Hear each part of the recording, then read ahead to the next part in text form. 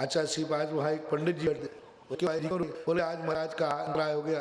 बोले काय करो रे, महाराज के कर्म के उदय थे तो हो गए, अपन तो देना चाह रहे थे, महाराज के कर्म के उदय थे। अच्छा जी, तो पंडित जी क्या बोल रहे हो, उस श्रावक से बोल रहे हो, महाराज के कर्म के उदय थे, एक हाथ से ताली नहीं बजती। और बल्कि महाराज से जाके पूछा कि महाराज आपको अंतराय क्यों आ गया। बोले भैया मेरे अंतराय कर्म का उदय था, तुम्हारी क्या गलती, तुम तो सवेरे से शुद्ध भोजन दे रहे थे, गलती तो मेरी थी। और श्रावक कहता है, आचार्य ने कहा पंडित जी श्रावक का पुण्यबंध मत कराओ कम, श्रावक का कर्तव्य, महाराज की क्या गलती, महाराज तो पुण्यात्मा है, पापी तो हम हैं, हमारे दानांतराय कर्म का उदय था जो खर्च के आने पर अंतराय। इससे असंख्यात गुणी निर्जरा होती है, इससे असंख्यात गुणी अनंत गुणी विशुद्धि बढ़ती है, इससे तुम्हारा बहुमान बढ़ता है, इससे तुम्हारे दानांतराय कर्म का क्षय होगा। अच्छा चलो एक उदाहरण देकर हम आगे बढ़ते हैं।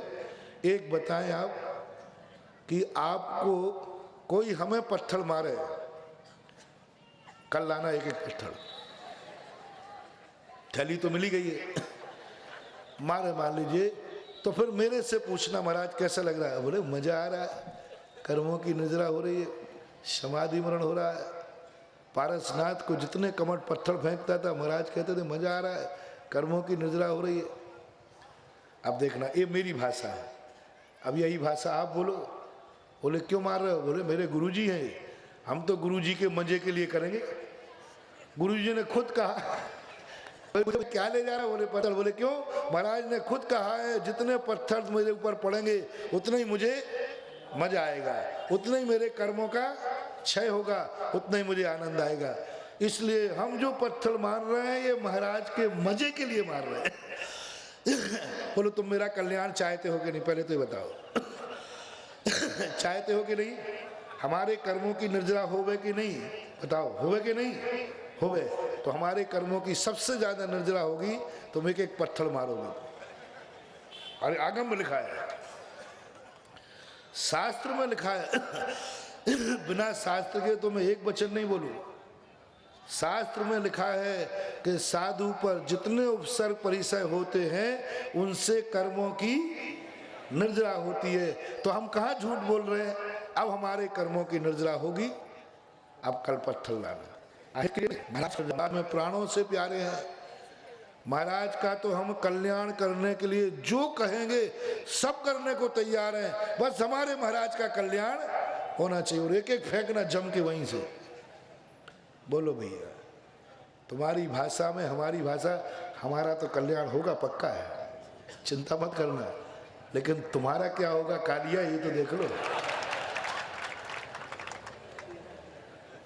तुम्हारा क्या होगा ये ध्यान रख लेना, जिनवाणी को समझ लेना। यशोधर महाराज के गले में सांप डाला, बोलो महाराज को घाटा हुआ कि फायदा, फायदा, लेकिन श्रेणिक का क्या हुआ, नरक जाना पड़ा। अपनी अपनी सोचो। महाराज ने जब ये बात कही, हम लोग बिल्कुल छोटे छोटे नए थे, यानी कितनी गजब की बात पूजवर ने कही। पत्थर फेंकोगे, पत्थर कोई मारेगा, महाराज को कोई घाटा होगा नहीं, लेकिन फेंकने वाली का कबाड़ा आयु नरक आयु का बंद हो गया, नरकों में चला गया। इसलिए महाराज हम लोग होशियार बनिया है जबलपुर के, आप ही नहीं पढ़ा रहे हो, हम आपके गुरुजी से पढ़े हुए हैं। आपको फायदा होवे या ना होवे, हम वो कार्य नहीं कर सकते जिसमें हमारा कबाड़ा हो जावे। भले आपका कल्याण होवे या ना होवे, आपके कर्म झरे या ना झरे, आपको मोक्ष मिले या ना मिले, लेकिन हम पत्थर मार करके नरक जाने का निमंत्रण स्वीकार नहीं कर सकते, नहीं दे सकते। ऐसी स्थिति को लेकर के कितनी बड़ी बात कह दी। महाराज बने होंगे आप अपने लिए, मैं तो 24 घंटे जब भी देखता हूं आपको ऐसा लगता है कि आप जो कुछ भी कर रहे हैं सब हमारे लिए कर रहे हैं, सब हमारे लिए। आप अपने लिए नहीं, हमारे लिए। तभी तो आशीर्वाद देते हो, तभी तो प्रोत्साहन देते हो, तभी तो हमारे यहाँ आप मुझे मालूम है। ओहो ओहो बंधुओं सुनो, कहाँ रत्नों की वृष्टि हो जाती है, कहाँ भक्ति जाग जाती है। महाराज आहार को क्यों उठे? मेरे से पूछो क्यों उठे? भूख लगी इसलिए उठे। श्रावक कहता है महाराज की बातों में मत आ जाना, ये ऐसे ही बोलते हैं। ये तो हमारा उद्धार करना था तो भूख का बहाना लेकर मेरे दरवाजे आ गए। ये तो बहाना था इनका कि नहीं नहीं मुझे किसी से राग नहीं है, मैं किसी के दरवाजे नहीं जाता, वो तो मुझे भूख लगी थी इसलिए आ गया। ये तो इनका बहाना है। मूल उद्देश्य तो था हम पापियों का उद्धार करना था, इसलिए महाराज मेरे दरवाजे आ गए। यदि ये बात जाग जाएगी, बोलो कितनी भक्ति जागेगी। आज हार नहीं आए, हम धन करने आए हैं। महाराज हार लेने नहीं आए हैं, हमारे जीवन को, हमारे परिवार को, हमारे घर को धन्य करने आए हैं। महाराज में तो इतनी ताकत है कि वे निराहार रह जाएं तो उनको कोई फर्क पड़ने वाला नहीं है, लेकिन हम पापियों का उद्धार नहीं हो सकता था। इसलिए महाराज कैलाश पर्वत से उतर करके और हस्तिनापुर की तरफ आए हैं। राजा श्रेयांश यही तो भाव करता है। बड़ा गजब का चिंतन दिया राजा श्रेयांश। जब भगवान को आहार के समय स्तुति करता है, पूजा करते, बहुत सुंदर पूजा लिखी। जब भगवान का गुणानुवाद करता है, भगवान, लोग कहते थे भगवान तो बैरागी है, उनको किसी से कोई लेना देना नहीं, लेकिन आज पता चला कि पूरे भारतवर्ष में मुझसे आपको लेना देना था। क्या सबूत? आप तो आहार नहीं करते तो मरने वाले नहीं थे, नहीं होता, सारी रिद्धियां प्राप्त थी। गणधर परमेष्ठी जब जीवन भर निराहारी रह करके जी सकते हैं, तो ऋषभदेव निराहारी रह के क्यों नहीं जी सकते थे? आप तो बिना हार के जी जाते, लेकिन मेरा उद्धार करना था ना, इसलिए आप ये 3 अंजलि गन्ने का रस लेने आ गए। क्या फर्क पड़ता है आपको 3 अंजलि? ये 3 अंजलि गन्ने का रस लेना तो बहाना था, उस बहाने मेरा उद्धार करना था। और ऐसी स्तुति की भगवान की ऋषभदेव की मुनि अवस्था में। लेकिन स्तुति कब बनी? जब उनको ये भाव आया कि आप आहार अपने लिए नहीं ले रहे हैं, मेरा उद्धार। आप देखना, जब भी तुम्हें कभी किसी साधु के प्रति ऐसा भाव जाग जाए कि ये जो कुछ भी कर रहे हैं, मैंने कहा था ना आचार्य दीक्षा दिवस पर, आचार्य श्री अपने लिए मतलब ही नहीं, मुनि बन जाते, उनका कल्याण हो जाता। आचार्य जो परमेष्ठी बने हैं, ये परमेष्ठी तो हमारे लिए बने हैं। हम लोगों के कारण से उन्होंने आचार्य पद स्वीकार किया है। जब अपन को ये पता चल जाए ये जो कुछ भी कर रहे हैं मेरे लिए कर रहे हैं, उनके प्रति भक्ति बढ़ेगी कि नहीं? बढ़े। इसी प्रकार आपको क्या है, शुरुआत करें। ये मंदिर किसके लिए बने हैं? बोलो, भगवान के लिए नहीं बनाना, कहना भगवान के लिए कभी मंदिर बनाना भी नहीं, और बनाने की चेष्टा नहीं करना।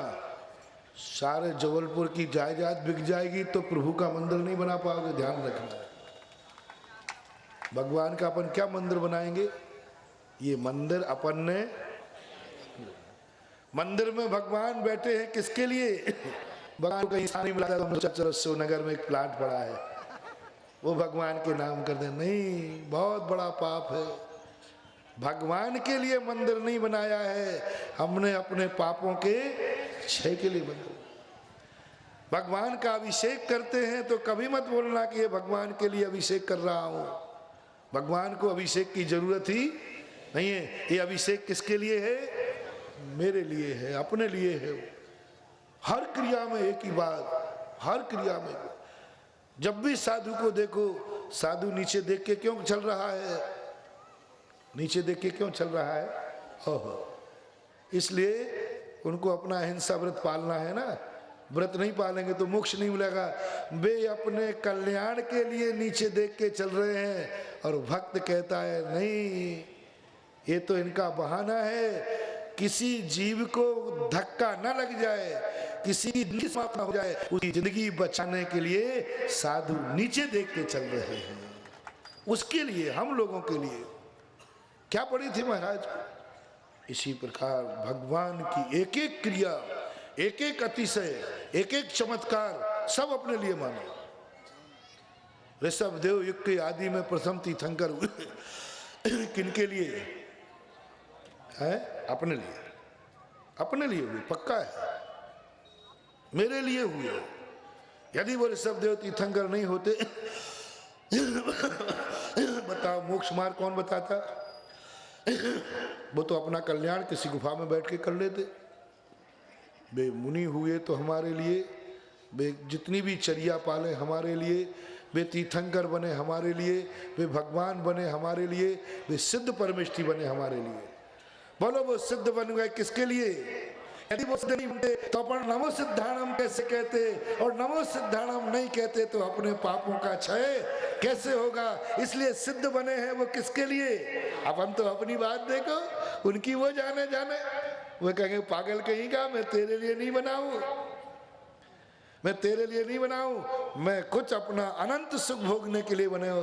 बोले भगवान कहे जाओ आप, तो मुझे पक्का मालूम है आप जो सिद्ध बने हो वे मेरे लिए बने हो। बोले बताओ बेटा, बोले आप सिद्ध नहीं बनते ना तो मेरा नमोकार मंत्र पूरा, और नमोकार मंत्र हमें नहीं मिलता तो बोलो अपना क्या होता? कैसे पापों का क्षय होता, कैसे पुण्य की श्री वृद्धि होती, कैसे अपन को मार्ग मिलता? मिल ही नहीं सकता। देखो कितना बड़ा सोच। यानी सिद्ध परमेष्ठी को भी भक्त कह रहा है आप सिद्ध अपने लिए नहीं बने हैं, सिद्ध मेरे लिए बने हैं, तभी अपने आपका नाम देता हूं। काम मेरे होते हैं, नाम आपका होता है। मेरे लिए सिद्ध बने, अरहंत भी बने आप। ये समोषण की रचना किसके लिए? हमारे लिए। आपको क्या जरूरत थी समोषण की? ये हमारे लिए रचना हुई है, हमारे लिए सारा वैभव। आपकी दिव्य धुनी खिरी किसके लिए? ये आपका अतिशय नहीं है भगवान। आपका अतिशय होता तो आपको 66 दिन पहले केवल ज्ञान हो गया था, क्यों नहीं बोला? आपकी जो दिव्य धुनी खिरी ये हम पुण्यात्मा जीवों के भाग्य रूपी अतिशय से खिरी है। भगवान के सारे अतिशय अपन अपहरण कर लो आज, भगवान की सारी साधना अपने खाते जमा कर लो आज। जो कुछ भी तुम्हारे भगवान ने किया, जो कुछ भी तुम्हारे गुरु ने किया, जो भी तुम्हारे नमोकार मंत्र ने किया, वो सब किसका है? अपना। लेकिन देख लिया वसीयत किसकी मिलती है? कुटुंबी को। पहले ये तो बताओ कि तुम उनके कुटुंबी हो कि नहीं। यदि कुटुंबी हो तो तुम यह कहने का अधिकारी हो। इस प्रकार का मंदिर में जाकर के ऐसे भाव करो, ओहो भगवान आप मेरे लिए बोले। जिनवाणी उठाओ कुंद कुंद भगवान आदि को, पहले तो बहुमान से भर जाओ। भगवान आप मेरे लिए गर्दन टेढ़ी कर ली आपने, मेरे लिए आपने ये ग्रंथ लिखे, आपको क्या जरूरत पड़ी थी? आप तो ध्यान में बैठ जाते।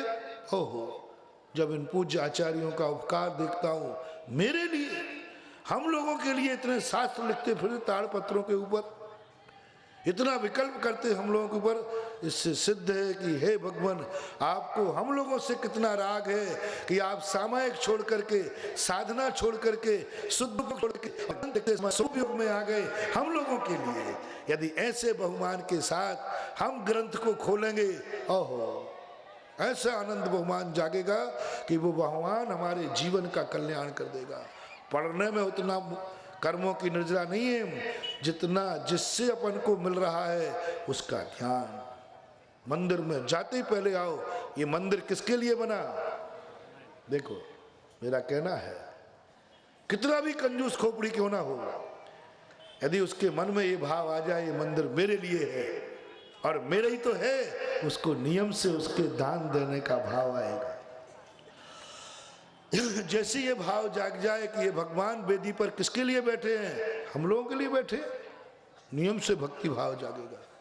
इसलिए पूज्यवर मानतुंग आचार्य महाराज ने पहले उनकी महिमा बताई, महिमा मंडित किया कि कैसे है भगवान की आराधना रहे हैं, जो को देवता भी नमस्कार करते हैं, जिनके देवताओं की मणियां भी उज्ज्वलित हो जाती हैं, और जिनके चरण जहां पड़ जाते हैं वहां समस्त पाप रूपी अंधकार दूर हो जाता है और पतितों के लिए आलम्बन, इस काव्य का तुम्हें प्रसाद दे दूं, इस काव्य की तुम्हें शक्ति दे दूं, इस काव्य की तुम्हें शक्ति बता दूं। जब भी आप बिल्कुल बेसहारे हो जाए, कोई आलम्बन नहीं, कोई आलम्बन नहीं, अब तुम्हें कोई दुनिया की ताकत नहीं बचा सकती, कोई नहीं बचा सकता, कोई सवाल ही नहीं उठता और कोई भी उपाय नहीं सूझ रहा है। चारों तरफ अंधकार छाया हुआ है, कुछ सूझ ही नहीं रहा है। मेरा आपसे कहना है, दुनिया के मंत्र तंत्र में पढ़ना, दुनिया के आदित्य शादी के चक्कर में मत पड़ना। 108 बार 54 बार, उससे आधा और बार 27 बार, और नहीं हो तो 9 बार इस पहले काव्य का पाठ पढ़ लेना। यदि निधत्त निकाचित कर्म नहीं होगा तो तुम्हें रास्ता दिख जाएगा, आलम्बन मिल जाएगा। क्या संदेश दे रहा है काव्य हमें? भव जले पतिताम जनाना, संसार सागर में जो पतित है, जिनको कोई रास्ता नहीं है, कोई बचाने वाला नहीं है, ऐसे व्यक्ति के लिए कौन आलम्बन भूत है? आपके ये चरण। उस समय तुम इस भक्तांबर का करना प्रैक्टिकल। भक्तांबर के एक एक कड़े को मैंने महीनों सालों साधना की है, प्रैक्टिकल किया है, अनुभव में लाया हूं। इन्हें एक एक कड़े के ऊपर आप करके देखना, थोड़ा सा प्रयास करना कुछ दिन, लेकिन सैंपल में मत करना सैंपल में मत करना, ओरिजिनल करना। उस समय करना जिस समय वस्तुतः अब तुम्हें कोई सहारा नहीं है, बिल्कुल बेसहारे होगा, कोई मतलब नहीं, देवता भी नहीं आ सकते, महाराज भी नहीं आ सकते, कोई नहीं आ सकता। ऐसे संकट की घड़ी में प्रयोग करना, नहीं तो तुम अभी जाकर के कर लो। सैंपल में करोगे अतिशय खत्म हो जाएगा। इसका अर्थ है कि आपको संदेह है, परीक्षा ले रहे हो। कभी भी जिनवाणी की परीक्षा नहीं लेना, जिनवाणी तो अपने आप में पहले से ही परीक्षित है, पहले से। तुम तो कहना कि अभी नहीं है, जब आएगा रख लो इस पूंजी को, रख लो इस पूंजी को अपनी गांठ बांध करके। पता नहीं जिंदगी में कब कौन सा मौका आ जाएगा, रखो इसको गांठ बांध करके। जब मैं बिल्कुल साइड करने को तैयार हो जाऊंगा, करना। महाराज अब मेरे लिए कोई रास्ता नहीं, एक ही रास्ता है, आत्महत्या करना, सुसाइड करना, बस। क्यों? कोई थोड़ी बहुत गुंजाइश? महाराज कोई गुंजाइश नहीं।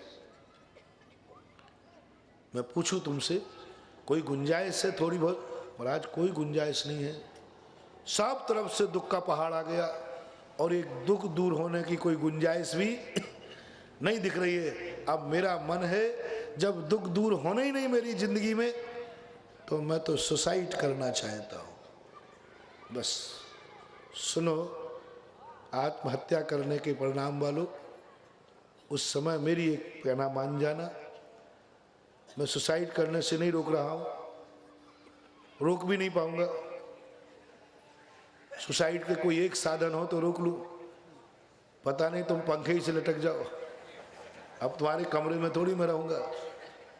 लेकिन मेरी एक बात मान जाना, महिला और पुरुष, इस भक्तांबर पाठ को कि पहले कड़े को 108 बार, 54 बार अथवा 27 बार, और जल्दी मरने की पड़ी हो। हाँ, कई लोग लेट हो रहे हो, क्या पता, कहीं, क्योंकि जिंदगी बहुत फास्ट है ना। यदि बहुत जल्दी हो तो इतना तो मेरा आदेश ही मान लेना, इस कड़े को 9 बार पढ़ लेना। मुझे विश्वास है कि वो फांसी का फंदा कट जाएगा और तुम्हें रास्ता दिख जाएगा, आलम्बन दिख जाएगा। जो तुम्हें कोई आलम्बन नहीं था, वो तुम्हें सारा तुम्हारे सामने आ जाएगा। क्यों मर रहे हो? मैं तो हूं, कोई आ जाएगा। क्यों मर रहे हो? क्या बात मैं तो हूं। क्यों मर रहे हो? क्या बात है? बोले सारे डॉक्टरों ने मना कर दिया, कोई उपाय नहीं। इसको 9 बार पढ़ना, देखना कोई वैद्य आ जाएगा। चिंता क्यों कर रहे हो? मैं तो हूं, इसकी दवाई मेरे पास। क्यों घबरा रहे हो? मैं तुम्हारे साथ हूं, आपको आलम्बन मिल जाएगा। लेकिन ध्यान, शर्त रखना, श्रद्धा से करना, उसी समय करना जब बिल्कुल आलम्बन समाप्त हो जाए। यदवा तदवा इसका प्रयोग मत करना। जो झूठा और सैंपल में प्रयोग करता है, मालूम उसकी क्या दशा होती है? एक बार एक व्यक्ति ने जंगल जाता था तो उसको बड़ा डर लगता था। तो उसने सोचा कि मैं अकेला जंगल जाता हूँ, कोई मुझे शेर चीता खा जाएगा तो कोई बचाने आएगा कि नहीं। तो उसने क्या किया, खड़े होकर चिल्लाया एक बार, दौड़ो रे दौड़ो दौड़ो, मुझे शेर खा रहा है, मुझे शेर खा रहा है शेर। सारे गांव वाले डंडे लेकर दौड़े। वहाँ देखा तो कोई नहीं। तो बोले क्यों किया? बोले मैंने इसलिए किया कि कभी सही में आ जाए तो आप लोग आओगे कि नहीं, आओगे कि नहीं। तो मैंने सैंपल में किया और दूसरी बार फिर सही में शेर आ गया। वो चिल्ला बचाओ बचाओ। गांव वाले कहते वो तो ऐसे ही कहता रहता है, परीक्षा के लिए परेशान करता रहता है, कुछ नहीं है, शेर खा गया। ये उदाहरण को ध्यान रखना। यदि तुमने ऊपर ऊपर से प्रैक्टिकल के लिए परीक्षा के लिए फिरा तो अभी तो वो सीख आ जाएगा, लेकिन जब ओरिजिनल संकट आएगा उस समय भक्तांबर कह देगा ये तो ऐसे ही बकता रहता है, कहता रहता है। सैंपल में नहीं, अपना ओरिजिनल शक्तियां सैंपल में नहीं आजमाई जाती, एफडियां सैंपल में नहीं तोड़ी जाती हैं, सैंपल में नहीं आजमाना। जब आ जाए तब अपना, जब बिल्कुल तुम्हारी ये नौबत आ गई हो तब इसको 9 बार पढ़ना, करके देखना। एक सुसाइड वाले को मैंने दिया था इसलिए कह रहा हूं। कई लोग, मैं तो इतना खुला हो गया हूं कि ऐसे ऐसे लोग मेरे पास आ जाते, मैंने कहा भाई तुम्हें मेरे पास आते शर्म नहीं लगती? बोले महाराज पता नहीं आपका प्रवचन सुनते सुनते हम इतने बेशरम हो गए कि यहाँ कुछ भी कह दो सब माल चलता है, ऐसी ऐसी बातें कह जाते। मैंने कहा तुम्हें शर्म नहीं लग रही? मुझे बता रहे कि बोले नहीं आपके पास अब कुछ विकल्प आते ही नहीं। तो कई लोग सीधी कहते महाराज आशीर्वाद दो, मैं सुसाइड करने जा रहा हूँ। हाँ बताओ, दुनिया तो जीने का आशीर्वाद मांग रही, वो सुसाइड का मांग रहा है, मुझे आत्महत्या करना आशीर्वाद दो। मैंने कहा मरेगा भी तो आशीर्वाद लेके ही? बोले हाँ आपका चेला हुए और कह दे आशीर्वाद दो। तो मैंने दिया उसको, मैंने कहा ठीक है चाहो, यदि समय जल्दी नहीं हो तो 108 पढ़ लेना और 9 बार यदि होवे तो 9 बार पढ़ के मर जाना, जाओ तुम्हारा कल्याण हो जाएगा। तो उसको याद तो था नहीं, उसने किताब उठा करके बोले महाराज मैं आपके ही सामने पढ़ लेता हूँ। तो मैंने कहा पढ़ ले भाई, अब वो पढ़ रहा सो पढ़ रहा, साथ में मैं भी पढ़ रहा हूँ। उसके 9 बार पूरा नहीं हो पाया, उसके भाव बदल गए। बोले महाराज अब मैं सुसाइड करने का मन बदल दिया है, मुझे अब कुछ किरण दिखने लगी है कि मेरी जिंदगी मूल्यवान है, मेरी जिंदगी का कीमत है। मैं मरने के लिए पैदा नहीं हुआ हूँ, मैं संघर्ष को जीतने के लिए पैदा हुआ हूँ। मैं संघर्ष करूंगा, मैं मरूंगा नहीं। आ गया उसके मन में। मैंने बिल्कुल एकाग्र होकर के फिरना, सुसाइड करके भी मरोगे और ये 9 बार भक्तांबर पाठ पढ़ के मरोगे तो आत्महत्या करने के बाद भी तुम्हारा कल्याण होगा। उसने पढ़ लिया मन लाने। ऐसी भक्ति, ऐसी श्रद्धा, अकाट श्रद्धा, संदेह नाम की चीज तो करना ही नहीं है। जितने चमत्कार हुए हैं वो सब श्रद्धा में होते हैं। अंजन चोर ने क्या किया? श्रद्धा ही तो थी, नमोकार मंत्र भी नहीं था, लेकिन श्रद्धा है। कभी भी आज तक नमोकार मंत्र निरर्थक नहीं गया, आज तक ये भक्तांबर का कड़ा निरर्थक नहीं गया। जिस दिन लिखा गया था उस दिन भी मानतंग आचार्य महाराज बहुत होशियार थे, लगता है जबलपुर के ही होंगे। इतने होशियार थे कि इतने संकट में भगवान को नहीं पुकारा भगवान बचाओ, उन्होंने तो बस एक कड़ा कर दिया। एक कड़ा बताता है कि महाराज संकट में थे, कोई उनको बचाने वाला नहीं था कोई बचाने वाला नहीं था।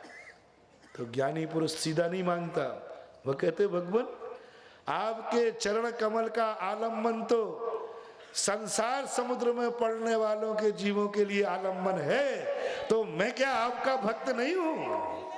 आपका आलम्बन मैंने लिया है, इसलिए ऐसी स्थिति को लेकर के और वह भगवान का आलम्बन लेते हैं। और अपन को मालूम है जिस दिन ये पहली बार रचा गया उसी दिन इस पहले कड़े ने चमत्कार दिखा दिया और महाराज को आलम्बन मिल गया। और महाराज का जो कोठरी में बैठे हुए अंधकार में थे वह दूर हुआ और जो पाप कर्म का उदय आया था वो पुण्य में परिवर्तित हो गया। तो ये पहले कड़ी की शक्ति मैंने आपको दी उन सुसाइड करने वालों को, हताश व्यक्तियों को, जो जीवन से हताश हो चुके हैं।